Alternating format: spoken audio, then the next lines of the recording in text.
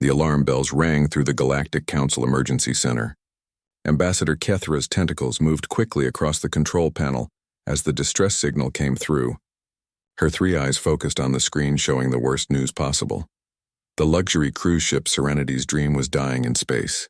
"How many passengers?" asked Commander Voss from behind her. The tall blue-skinned Altarian looked worried. He had been in charge of emergency rescues for 20 years, but this was different. 50,000, Kethra said. Her voice was quiet. 50,000 beings from 12 different species. The ship was huge. It was like a floating city in space. Families from across the galaxy took trips on it. The rich and the powerful went there for vacations. There were whole schools of young aliens on board. Now it was breaking apart in the worst place possible. The Void Reach. Everyone in the galaxy knew about the Void Reach. It was a place where space itself seemed angry. Gravity pulled in wrong directions. Radiation storms could kill you in seconds. Strange creatures lived there that ate metal and energy. Most ships never came back from the Void Reach. The engine core exploded, Kethra read from the report. Main power is gone. Life support is failing. The hull is breaking in 3 places. Commander Voss walked to the main screen. It showed a map of nearby space. Red dots marked where rescue ships were located. None of them were close enough. "The closest Council rescue fleet is 6 days away," he said. "Even if we send them now, they won't make it in time." "What about the Zilani speed ships?" asked Kethra. "Too small. They can't carry 50,000 beings, and they can't work in the Void Reach. The radiation would kill their crews." "The Thorgan heavy ships? Strong enough, but too slow. They would take 8 days to get there." Kethra's tentacles shook. This was hopeless. The Serenity's Dream would be gone in 2 days. Everyone on board would die. Children would die. It would be the worst disaster in galactic history. "Wait," said Commander Voss. He was looking at something on his screen. "What about the humans?" Kethra turned all 3 eyes to him. "The humans? They just joined the Council last year. Their technology is still basic. What could they do? They are close. Only 1 day away from the Void Reach and..." He paused. "Their homeworld is listed as a Class 12 death world. Deathworlds were rare. They were planets so dangerous that most species could not live there. The rating went from 1 to 15. Most Council species came from Class 2 or 3 worlds. A Class 12 world was almost impossible to survive on. But they have no experience with space rescue," Kethra said. "They are new. Their ships are probably small." Commander Voss was already sending the message. "We have no choice. Everyone else is too far away." The message went out across space to Earth. It was simple. "Emergency rescue needed. 50,000 beings trapped in the Void Reach. Can you help?" On Earth, the message reached Admiral Chen at the Terran Space Command. She was a small woman with gray hair and scars on her hands from years of dangerous missions. She read the message twice. "Ma'am?" asked Captain Rodriguez, her second in command. "What do we do?" Admiral Chen stood up. She looked out the window at the ships in orbit around Earth. Big ships, ugly ships, ships built to survive things that would destroy any other vessel in the galaxy. "Send them everything," she said. "Everything?" "Ma'am, they only asked for rescue help. Maybe a medical ship and some escort vessels." Admiral Chen smiled. It was not a nice smile. "Captain, when humans do rescue, we do it right. Send the entire Third Fleet. Send the mobile hospitals. Send the engineering corps. Send the heavy assault units." "Ma'am, that's not a rescue fleet. That's an invasion force. To us, it's Tuesday." Captain Rodriguez looked confused, but he began sending orders. Across Earth's orbital stations, crews ran to their ships. The Third Fleet was the pride of Earth's military. It was designed to fight wars in the worst places in the galaxy. Black holes, neutron stars, the inside of gas giants. The ships that began to move were monsters. The hospital ship Mercy was 3 kilometers long. It had enough medical equipment to treat every injury known to galactic science. The engineering shipbuilder carried machines that could fix anything in space. The escort ships looked like metal sharks with too many weapons, but the biggest ship was the Indomitable. It was Admiral Chen's flagship. 5 kilometers of armor and guns and engines. It was built to ram through asteroid fields. It was built to fight inside solar flares. It was built by humans who thought the universe was trying to kill them, so they would kill it back first. In space near the Void Reach, Captain Gel of the trading ship Quick Profit saw the human fleet arrive. His ship was small and fast. He had been trying to get close enough to help the Serenity's Dream, but the radiation was too strong. He watched 27 human ships drop out of hyperspace. They moved like they owned the galaxy. Captain Gel had seen council fleets before. They moved carefully. They planned everything. They were cautious. The humans moved like they were angry. By the seven suns, he whispered. What have the council done?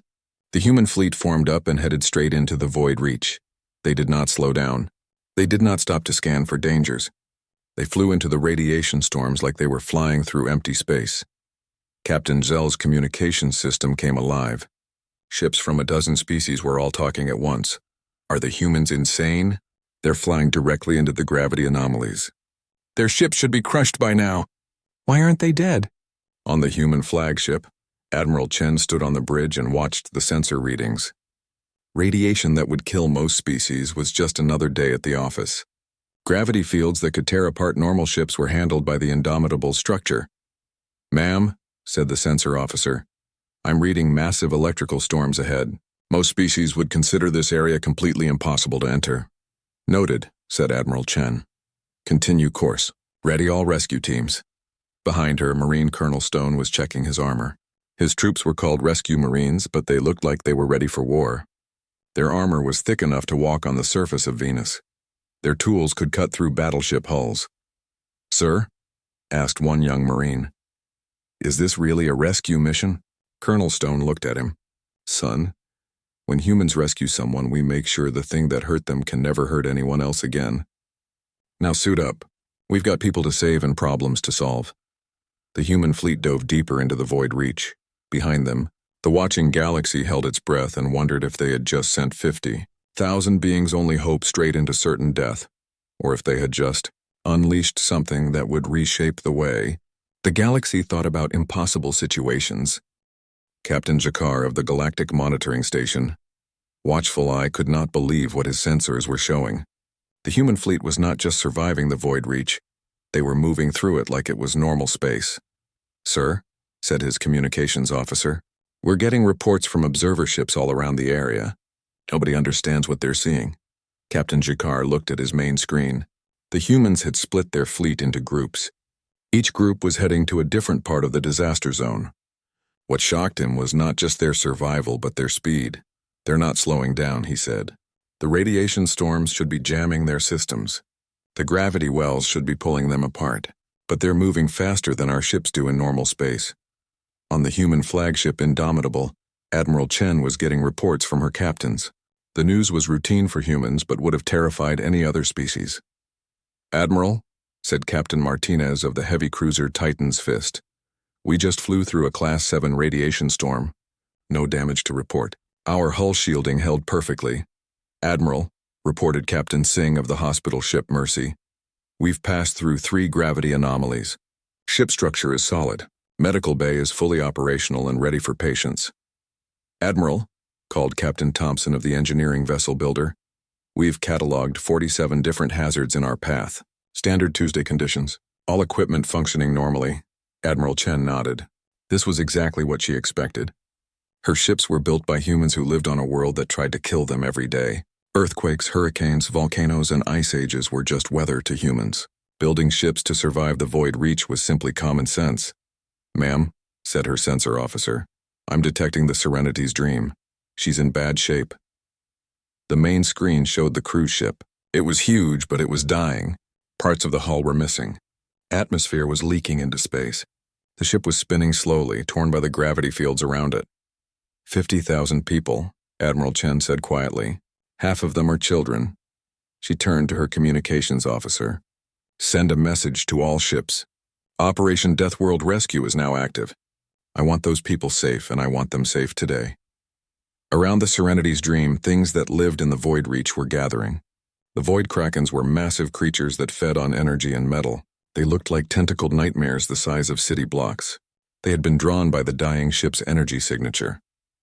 Captain Sala of the Serenity's Dream watched them approach through the ship's damaged sensors.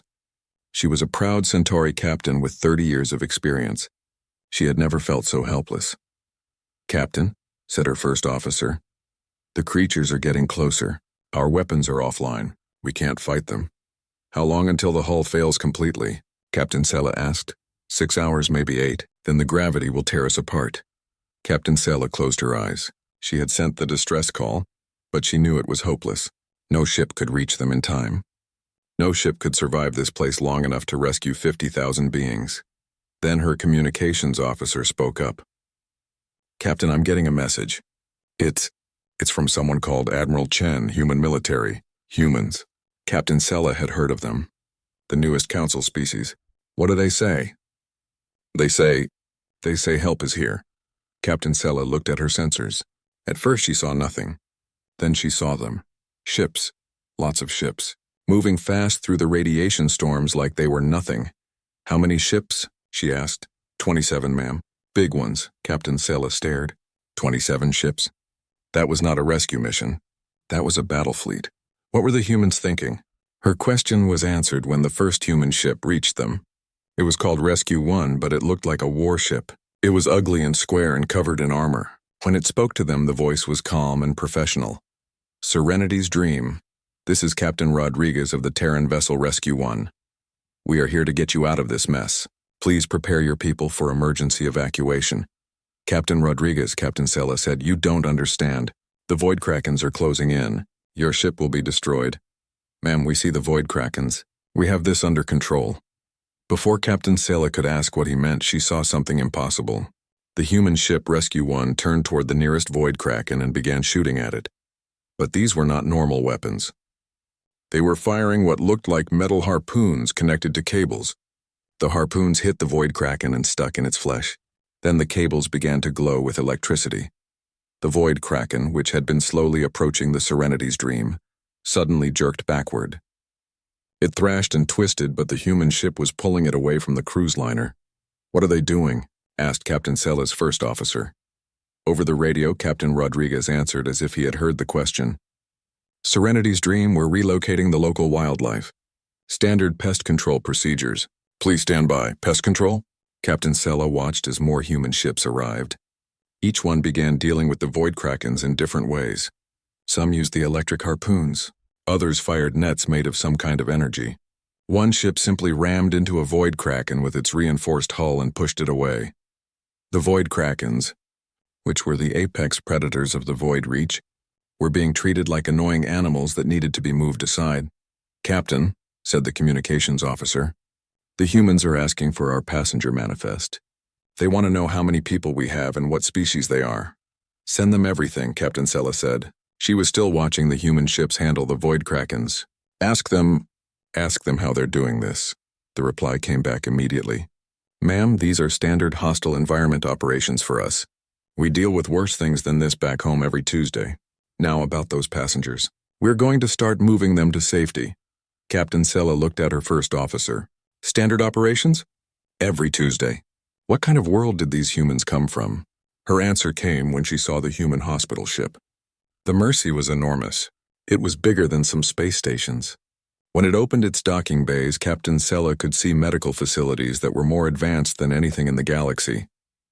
"Serenity's Dream," came another voice. "This is Dr. Williams aboard the Mercy. We're ready to receive your injured.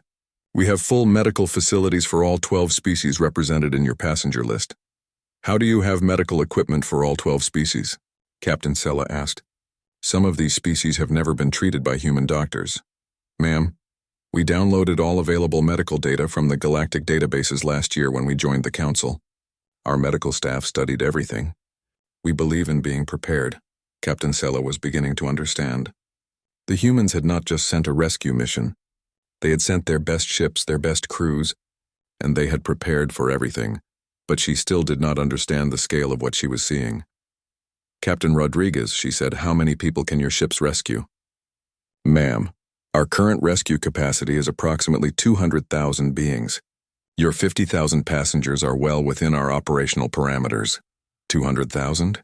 Captain Sela sat down in her command chair. The humans had sent enough ships to rescue 4 times as many people as were actually in danger. "Why so many ships?"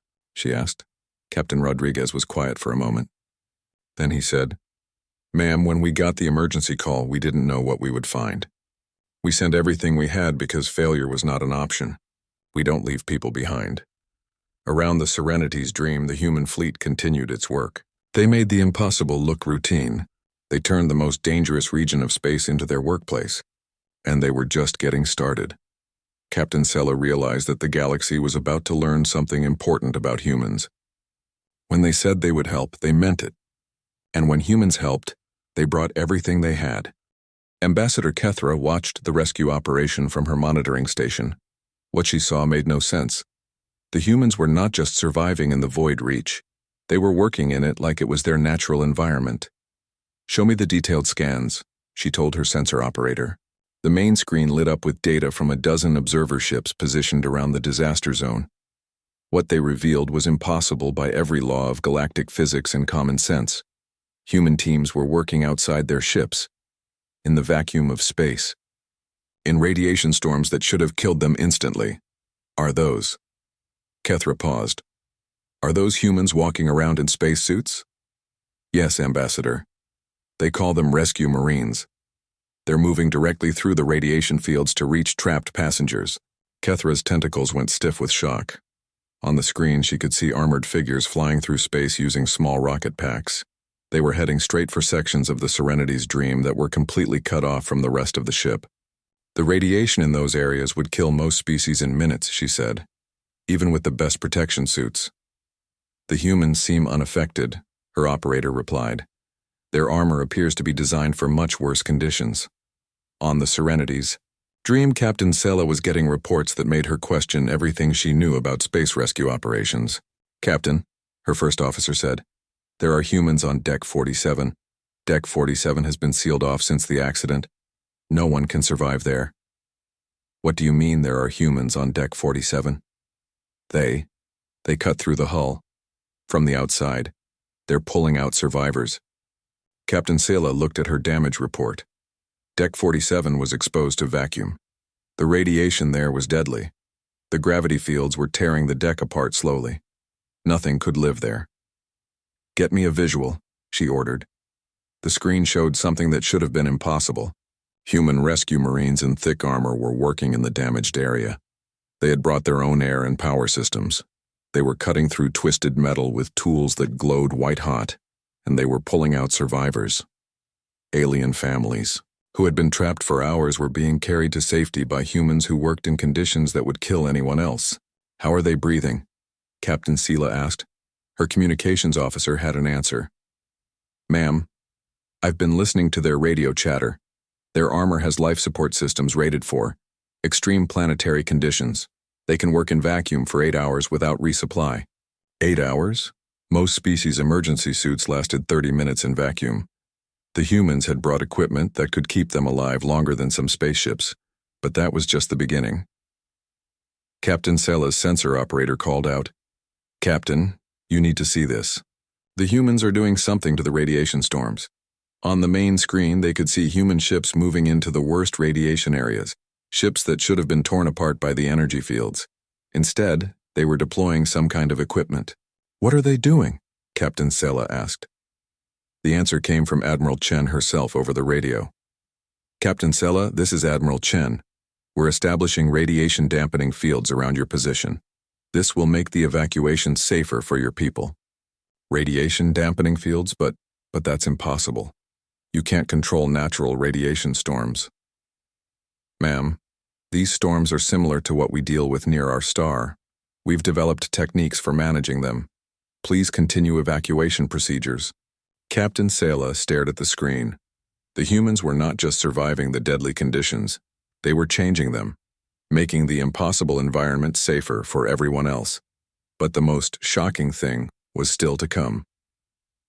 "Captain," her engineering officer called out, "the humans are asking for our ship's technical specifications." "Why?" they say. "They say they're going to fix us." Captain Sela blinked all 4 of her eyes. "Fix us? The ship is destroyed. Half the hull is gone. The engines are dead. This ship will never fly again." The reply came immediately from the human engineering vessel builder. "Captain Sela, this is Chief Engineer Martinez. We've seen the damage reports. This is well within our repair capabilities. We're bringing our equipment over now." What arrived at the Serenity's Dream was not repair equipment. It was a mobile construction facility. The human engineering ship deployed machines that were bigger than most rescue vessels, robot builders that could work in vacuum and radiation, fabrication units that could create new hull sections from raw materials. Where did they get these machines? Captain Sella asked her crew. Her research officer had been studying human technology reports. Captain, according to their council application files, these are standard asteroid mining and planetary construction tools. They say they use them for routine infrastructure development in hostile environments. Routine infrastructure development. Captain Sella watched human machines begin rebuilding her ship in real time. They were not just patching holes. They were replacing entire sections with new hull plating that looked stronger than the original. Captain, her communications officer said, the humans are also asking about the Void Krakens. What about them? They want to know if we want them permanently relocated or just moved away temporarily. Captain Sella looked at her crew. The Void Krakens were apex predators. They had terrorized ships in this region for centuries. They were part of the natural ecosystem of the Void Reach. What do the humans mean by permanently relocated? She asked. The answer came from Colonel Stone, the human Marine commander. Ma'am, we can move these creatures to a different region where they won't threaten shipping lanes. We have specialized equipment for handling large space fauna. You have equipment for moving Void Krakens? Yes, ma'am. Back home, we regularly relocate dangerous wildlife away from populated areas. These specimens are large but not beyond our capabilities. Captain Sella realized that the humans were treating Void Krakens, creatures that were legends of terror across the galaxy, like dangerous animals that needed to be managed, like wolves or bears that had wandered too close to a human settlement. How? How do you capture a Void Kraken? She asked. Carefully, ma'am. We use containment fields and sedation systems. Then we transport them to suitable habitat areas. Standard wildlife management protocols. Standard wildlife management protocols for Void Krakens. Captain Sella sat back in her command chair and tried to understand what was happening. The humans had arrived expecting a rescue mission. Instead, they were conducting a complete environmental management operation. They were treating the most dangerous region of space like it was a construction site that needed to be made safe for workers. Captain, her first officer said quietly, I'm getting reports from other ships in the area. Everyone is watching this. The whole galaxy is seeing what the humans are doing. Captain Sella nodded. Word would spread quickly. The galaxy would learn that humans did not just attempt rescues. They arrived with enough force and equipment to completely solve every problem they found. They did not try to survive hostile environments. They conquered them, and they did it all while calling it routine operations. Ma'am, her engineering officer called out, the humans say they'll have our main engines back online within 6 hours. 6 hours. It had taken the original builders 3 months to install those engines. Captain Sella began to understand why humans were classified as a Death World species. It was not just that they came from a dangerous planet. It was that they had learned to be more dangerous than anything their planet could throw at them, and now they were bringing that approach to helping others. The galaxy was about to learn that when humans said, we're here to help, they meant they were here to fix everything. 3 hours into the rescue operation, Captain Sella realized she was not watching a rescue anymore. She was watching humans do what humans apparently did when they found a problem. They fixed everything. Captain, her engineering officer reported, the humans have not only repaired our engines, they've upgraded them. Our power output is now 40% higher than original specifications. Captain Sella looked at the engineering readouts. The humans had not just fixed the damaged systems, they had improved them. The new components were made from materials she had never seen before. Where did they get these parts? She asked. They made them. On the spot. Their fabrication ships can create components from raw materials. They're using asteroid debris from the area. The humans were mining asteroids while conducting a rescue operation. Captain Sella was beginning to understand that for humans, this was not unusual. Ma'am, her first officer called out, you need to see what they're doing outside. The main screen showed the space around the Serenity's dream. What Captain Sella saw made her sit down hard. The humans were building a space station. It was not a small emergency shelter. It was a full-sized orbital facility with docking bays, life support systems, and what looked like permanent quarters for thousands of beings. "What is that?" she asked. Admiral Chen's voice came over the radio. "Captain Sela, we're establishing a temporary rescue and recovery station. This will serve as a safe staging area for evacuated passengers while we complete repairs to your vessel." "Admiral Chen, that's not temporary. That's a permanent space station. Ma'am, our definition of temporary may be different from yours. We build things to last because we don't like doing jobs twice." Captain Sela watched human construction vessels work with impossible speed. Robot builders were assembling sections that must have been prefabricated. Except the ships had not been carrying space station parts when they arrived. "How are they building this so fast?" she asked her crew. Her science officer had been studying the construction process. "Captain, they're using modular construction techniques. Their ships carry basic building components that can be assembled into different configurations. They can build anything from temporary shelters to permanent installations using the same parts. But the scale..." "Captain, I've been analyzing their construction capabilities. Based on what I'm seeing, these humans could build a small city in space within a week." "A small city? In space? In a week?" Captain Sela was starting to understand why the galactic databases listed Earth as a Class 12 death world. It was not just that the planet was dangerous. It was that humans had learned to outbuild, out-engineer, and out-survive anything the universe could produce. "Captain," her communications officer said, "we're getting passenger reports from the rescue station. The humans have established full life support for all 12 species. They have food preparation facilities for every dietary requirement. They have medical facilities staffed by doctors who speak every language."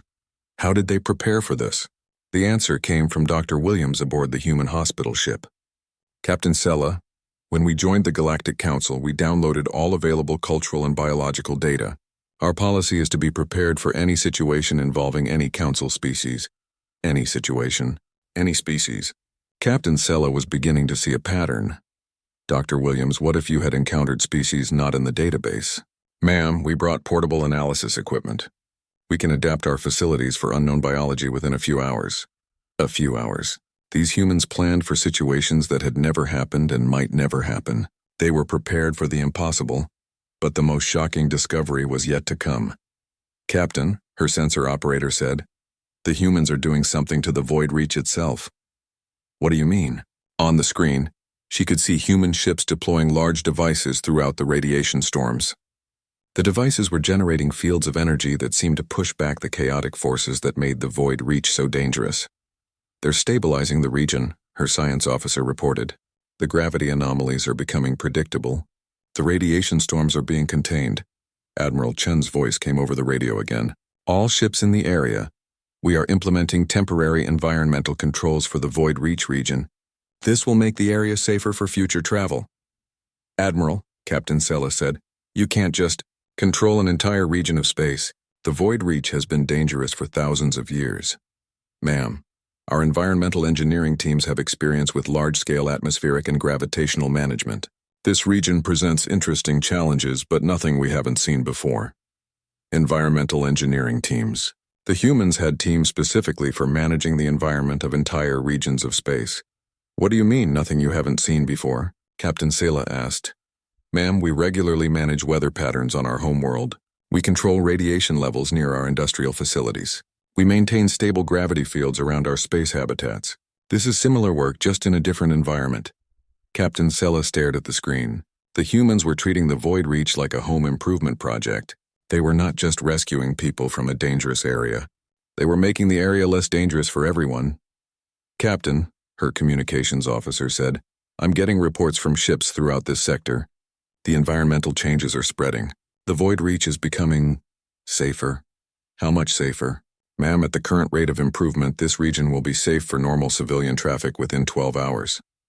12 hours. The void reach had been a no-go zone for millennia. The humans were turning it into a normal shipping lane in half a day. "Why are they doing this?" Captain Sela asked. The answer came from Colonel Stone, the Marine commander. "Ma'am, our standing orders are to eliminate threats to civilian populations. The void reach represents a navigation hazard and a threat to galactic commerce. We're solving the problem. The humans were not just rescuing the Serenity's dream. They were permanently fixing the situation that had caused the emergency in the first place. "Colonel Stone," Captain Sella said, "this level of environmental modification, this is the work of an entire civilization. How can you do this with just 27 ships?" "Ma'am, these ships represent standard emergency response capability for the Terran Space Command. For larger projects, we would send additional resources." Additional resources. Captain Sella tried to imagine what humans considered a larger project if this was standard response capability.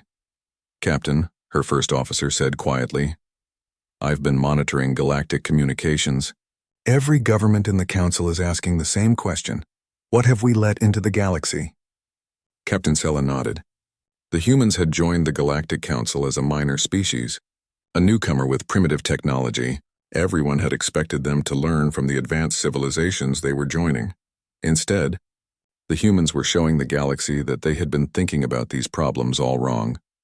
Other species tried to avoid dangerous environments. Humans conquered them.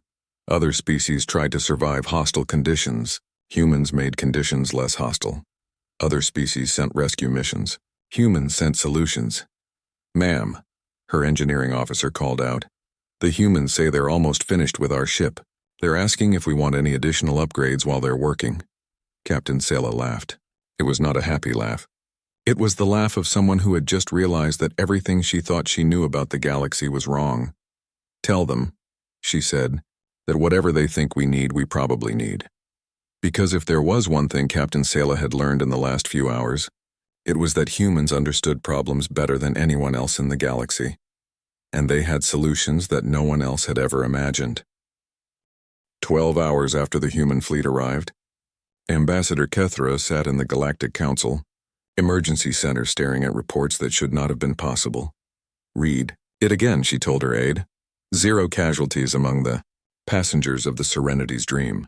All 50,000 beings rescued safely. The cruise ship has been fully repaired and upgraded. The Void Reach region has been classified as safe for civilian traffic. The Void Kraken population has been relocated to suitable habitat in the Outer Rim. Environmental hazards in the area have been eliminated." Kethra's tentacles trembled. "They did all of this in 12 hours? "Yes, Ambassador. The human fleet is preparing to depart. They're leaving behind a permanent rescue station in case of future emergencies." Kethra activated the main communication system. She needed to speak with Admiral Chen directly. "Admiral Chen, this is Ambassador Kethra of the Galactic Council Emergency Services. I need to understand what just happened." Admiral Chen's voice came through clearly.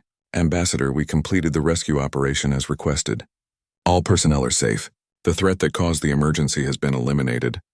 Admiral, you didn't just complete a rescue, you changed an entire region of space. The Void Reach has been a galactic hazard for thousands of years." "Yes, ma'am. That seemed like a problem that needed fixing." Kethra paused. To humans, the Void Reach was just a problem that needed fixing, like a broken machine or a damaged road. "Admiral, your ships, they're not normal rescue vessels, are they?" "Ma'am, these are standard emergency response ships for the Terran Space Command. They're designed to operate in hostile environments and provide comprehensive disaster relief." "What do you consider a non-standard emergency response?" There was a pause. Then Admiral Chen said, "Ma'am, if we had encountered something beyond our current capabilities, we would have called for additional resources from the First and Second Fleets, plus specialized engineering corps and environmental modification units. Additional resources." Kethra realized that what she had witnessed was not the full capability of human emergency response. It was just what they could do with the ships that happened to be closest. "Admiral Chen, can I ask you a personal question?" "Of course, ma'am." "What kind of world did you come from that makes this seem normal to you?" Admiral Chen was quiet for a moment. "Ambassador, Earth tries to kill us every day. Earthquakes, volcanoes, hurricanes, ice ages, solar radiation, asteroid impacts. We learned long ago that the universe doesn't care if we survive, so we decided to make our own safety. We build things that can't be broken. We plan for things that haven't happened yet. We make sure that when people are in danger, we can get them out. But this level of capability, ma'am, humans believe that there's no such thing as impossible. There are just problems we haven't solved yet." Kethra understood now. The humans had not joined the Galactic Council to learn from advanced civilizations. They had joined because they saw the galaxy as a collection of problems that needed solving. "Admiral, what will you do now?" Ma'am, we're returning to Earth to file our mission report. Command will want to analyze the environmental modification techniques we used here. We might be able to apply them to other hazardous regions. Other hazardous regions. Kethra realized that the humans were probably already planning to fix every dangerous area in the galaxy. Admiral Chen, on behalf of the Galactic Council, I want to thank you for what you've done here. Ma'am, thank you, but this is what we do. When people are in trouble, humans help. That's not going to change. The communication ended. Kethra sat back in her chair and looked at the final reports coming in from the observer ships. Captain Sella's report was the most detailed. The Serenity's dream is not just repaired. It's better than new. The humans upgraded our engines, improved our hull design, and enhanced our safety systems. They did 3 months of work in 12 hours. They treated our worst disaster like routine maintenance. Captain Jakar from the monitoring station reported, "The Void Reach is now safer than most normal shipping lanes." The humans didn't just eliminate the hazards. They installed permanent safety systems that will protect any ship that passes through. They turned our galaxy's most dangerous region into one of its safest. The report from the wildlife management team was the strangest. The Void Krakens have been successfully relocated to the outer rim. The humans established a monitoring system to ensure the creatures' well-being in their new habitat. They treated apex space predators like endangered wildlife that needed protection. Kethra activated the council-wide communication system. Every government in the galaxy needed to hear this. Council members, this is Ambassador Kethra with an emergency report. At 800 this morning, we sent a distress call to the human government requesting assistance with a rescue operation. We expected them to send a small rescue team. She paused, looking at the data again. Instead, they sent what can only be described as a complete problem-solving task force. They did not just rescue 50,000 beings. They eliminated the cause of the emergency. They upgraded the damaged vessel. They established permanent safety infrastructure. They turned a galactic disaster into a routine maintenance operation. The responses came quickly from across the galaxy. How is this possible? What kind of technology do they have? Are the humans a threat to galactic security? Kethra answered the last question immediately. The humans are not a threat to galactic security. They are a threat to galactic problems. They appear to approach every situation with the assumption that any problem can be solved with sufficient engineering and determination. Commander Voss, who had been quiet during the entire operation, finally spoke up. Ambassador, I've been thinking about what we witnessed. The humans didn't just rescue those people. They made it impossible for this kind of disaster to happen again. What do you mean? The Void Reach was a problem for thousands of years. Ships were lost there regularly. Rescue operations were impossible. We accepted it as a fact of galactic life. The humans took one look at it and decided it was unacceptable. Kethra nodded. That was exactly what had happened. The humans don't accept problems, Commander Voss continued. They fix them. All of them. Permanently. A message came in from Earth. It was from Admiral Chen. Ambassador Kethra, Admiral Chen here. I wanted to let you know that Terran Command has approved the establishment of permanent rescue stations in 17 additional high-risk regions throughout the galaxy. We should have them operational within 6 months. We're also offering to share our environmental modification technology with any council member who wants to upgrade the safety of their space lanes. Kethra stared at the message. The humans were not done. They were just getting started. Also, the message continued, our engineering core has identified 43 additional galactic hazards that could be eliminated with our current technology. We're requesting permission to begin safety improvement operations at your convenience. 43 additional hazards. The humans had already cataloged and planned solutions for problems the galaxy had lived with for millennia. Kethra sent back a reply. Admiral Chen, the Galactic Council formally accepts your offer to improve galactic safety infrastructure. We also want to discuss establishing a permanent human emergency response capability. The reply came back immediately. Ambassador, we're honored by your confidence. When do you want to start? Kethra looked around the emergency center. For thousands of years, this facility had managed disasters, minimized casualties, and accepted that some problems were too big to solve. The humans had just shown them that there were no problems too big to solve. There were just problems that required bigger solutions. Admiral Chen, she replied, we want to start immediately, because Kethra had realized something important. When humans said they were here to help, they meant they were here to fix everything that had ever been broken. And for the first time in galactic history, that actually seemed possible. The galaxy was about to become a much safer place, whether it wanted to be or not, because humans had arrived and humans didn't believe in accepting the impossible. They just made it possible.